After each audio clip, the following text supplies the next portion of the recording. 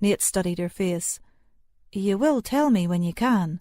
I don't have a good feeling about this. Stay clear of those three. Together or separate, they can be trouble. Haven't seen Barry, but the other two are around. Saw them come in just before I spotted you." "Targ and Ras are here?" Erin asked urgently. "Yep," he answered. "You take care of yourself, lad." He gave her a concerned look and turned to speak to some new customers that had just arrived. Erin couldn't run, as it would draw attention to her as well as Nate, but she spun on her foot and walked right back to Lore's wagon. She gave him a sign, and he stepped back from some customers and leaned down to hear her whisper, "Ras and Targ are here. I'm going to try to find them." Lore gave her a look full of alertness. "You be careful. I'll watch for you," he murmured. She opened her mind to Tempo and Kier.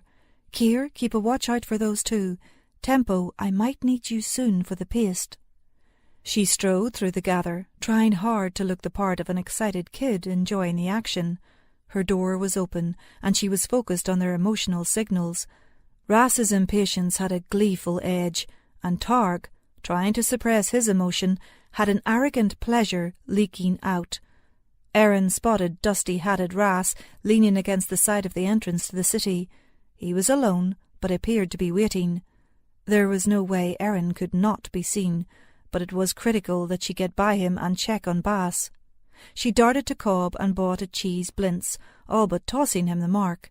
She turned and walked right up the steps and into the city, chewing on the food.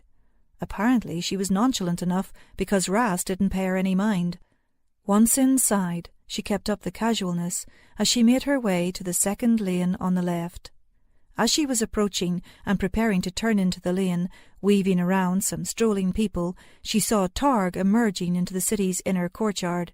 He was oozing pleased emotions, tinged with malevolence. He didn't pay any attention to her as he walked by. Her heart was in her throat as she almost ran into the lane. Bass had just taken a quick step out his door. He looked pale.